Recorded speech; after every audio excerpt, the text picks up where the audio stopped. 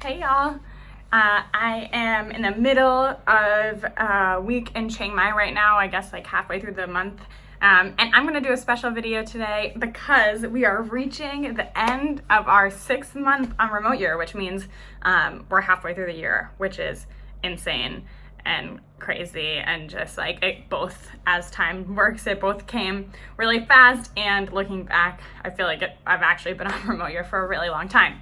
I'm actually heading out later this afternoon on a flight by myself to Bangkok to start like 5 weeks of traveling around by myself. I wanted to experience that, and taking a month off of remote year, which I'm really excited about. I'm gonna miss everyone, but I know I'm coming back, so it's kind of the best of both worlds. So before I did that, I wanted to do one last video. This is the inside of my remote year apartment in Chiang Mai. We've all had 1-bedrooms or studios here, and that's also been awesome to get my own space a little bit. But without further ado, I want to do a 6-month review of just remote year, what the experience has been like for me, what I've learned, my favorite memories, etc.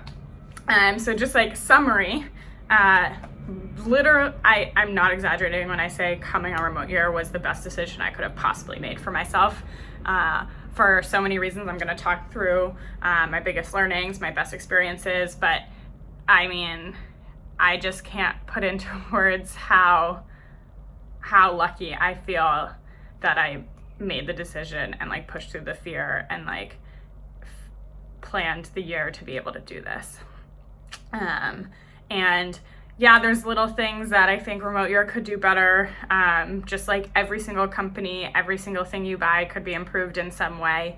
But I think overall, the best thing about remote year is that if you're considering travel long term, they give you just a pre-packaged, easier way to do it than just jumping in and doing it on your own. And yeah, if you're the type of person who can just jump in, do it on your own, go for it, like that's awesome. But there's so many unknowns, there's so many fears associated with it. So if you're gonna pay a little bit of an upcharge to make sure you actually do it, you actually take the leap to go into travel like you want to, then that upcharge is 1,000% worth it. You get the comfort of knowing you're always going to be around other people. So if you want to get dinner with someone, there's always there to get dinner. You get the comfort of knowing there are people in every city as a backup emergency in case you need their help. If those comforts are going to allow you to take a leap that you might never do, then that's what you're paying for, and that's why it's worth it.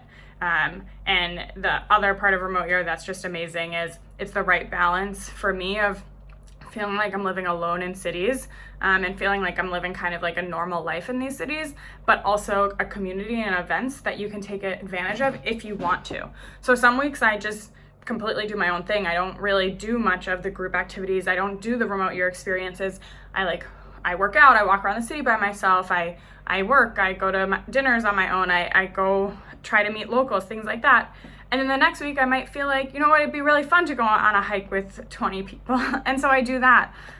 So you can pick and choose what you like, and having that on-demand activities and communities and people when you want them is just awesome, when you're going through such like a testing time like traveling for a year. So I'm gonna get into now more specifics, but overall, I'm happy to talk to anyone one-on-one if they have lots of questions. But for me, best decision that I could have made for the year.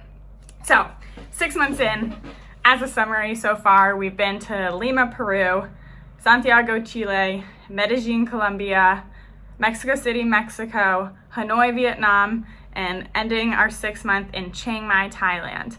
I want to review my 6 favorite memories so far for the 6 months, the 6 things I'm so happy I packed, and my 6 biggest kind of like learnings, my 6 biggest mindset shifts, the things I'm thinking about. Because to me, that part is why you do remote year, putting yourself into new situations, throwing yourself out of your comfort zone. You're always going to learn something new that way. And I want to share those things. So let's do 3 6s for 6 months into remote year. Okay, 6 favorite memories. First favorite memory, in Lima, Peru. We went to Machu Picchu. Obviously, everyone does that. That was amazing. But my favorite memory was actually from the hike we did the day after Machu Picchu. We went to Rainbow Mountain. The altitude is insane. It was like a couple-hour hike. The hike itself wasn't hard, but I cannot believe I didn't pass out the way I felt. Altitude sickness, short of breath, so lightheaded. I mean, I feel like I was just delirious going up that mountain. And I actually did it, and I didn't pass out, and I made it to the top, and I definitely had a few tears when I got to the top too. And like, I consider myself a pretty tough person, and so like the fact that I was physically tested in that way was so cool. And also just the views driving up to Rainbow Mountain and the landscape, one of the most beautiful things I've ever seen in my life. So first favorite memory, Rainbow Mountain outside of Cusco in Peru. Second favorite memory, in Chile, my sister came to visit, which is just like so special. She's my best friend, and we left Santiago and we went to the Atacama Desert, which I believe is like in the north of Chile. And the landscape there is so beautiful. It's like, first of all, I guess it's the biggest and the driest desert in the world, which I had no idea about that. And it's just so massive. We rented our own car and just drove around every day without a real plan. And just the landscape, there were like red rocks, and it looks like we're on Mars one day. There was like lush green greenery around like lagoons that we drove to one day. There was just the middle, like nothing, total flat cactus desert. And then at night it was so quiet. We went and stargazed one night, and like there were no city lights. It was the first time you could actually like see the full like sky of all the stars, and the landscape was just so beautiful. Stayed in this tiny town called San Pedro de Atacama. One of my favorite weeks of this trip by far. Number 3, scuba diving. I'm so happy I learned how to scuba dive. In Mexico City, me and a few people on remote year, we went to, where do we go? Playa del Carmen for the weekend, because it was the cheapest place we could find to get scuba certified, and they would let us do it in 2 days over the weekend, so we didn't have to take any time off of work. And being underwater, I love the ocean. I've always loved swimming. And just like the moment of like realizing you're underwater, like so many meters under the water, just literally in a school of fish. And it's so meditative and like relaxing, and it's so beautiful. I was honestly more afraid than I was expecting the night before learning how to scuba dive, because I was worried about all these things. What if I do this wrong? What if I do that wrong? And I'm really proud of myself for doing it. And also, it's just the coolest experience. So I'm gonna dive actually in the next couple of weeks in south of Thailand now that I'm certified. Number 4 memory, so less of a big activity and more just like when I think back. Like the other thing, I love food, and so one of my favorite memories is just like the street food in Mexico City.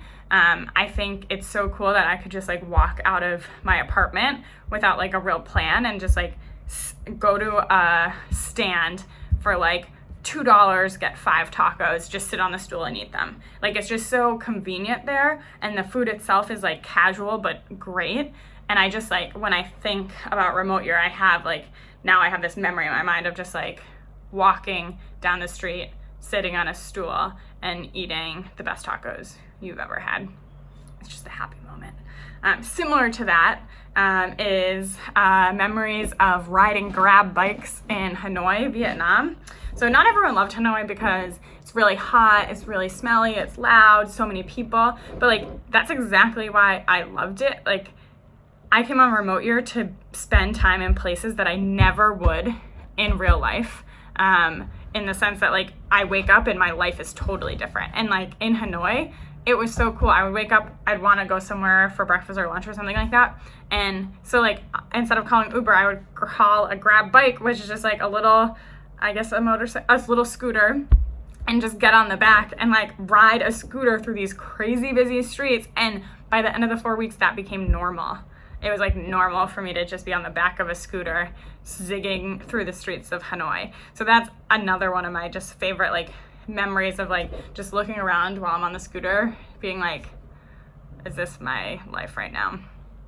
And the last favorite memory, maybe it's cheating, it's the memory from right before remote year. The feeling I had of pure terror, driving. I flew out of Miami. I had to drive from Tampa to Miami to get on the flight to go to Lima before, like, for the first month of remote year. And just the feeling of pure terror. I hadn't had butterflies in my stomach like that. I couldn't remember the last time that I actually felt butterflies. Like, I don't get too nervous, like, for most things, even like change. I'm kind of used to that by now. And I just remember sitting in the back of that car while my parents were driving, like, what the fuck did I sign up for? Why did I do this? I don't know any of these people. What is gonna happen? Like, is this a huge mistake? And I was, it was just such an extreme physical feeling. And I love that memory because at the time I had no idea that I was gonna feel like how I felt now. I had no idea what I was walking into.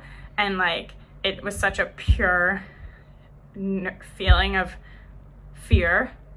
And that's just like, and then to make the connection of you can feel like that and then how much it's worth it now. It's things like that that help you, learnings that help you do more things that scare you like that in the future. Those are my 6 favorite memories from remote year so far. I've just decided that this is getting too long, so I'm gonna have to split up my 6, 6, and 6 into multiple videos. Those are my 6 favorite memories. Next video will be my 6 favorite things that I packed so far. And then my last one will be my 6 biggest mindset shifts, my 6 biggest learnings from the year so far. So see you for my next 6 for 6.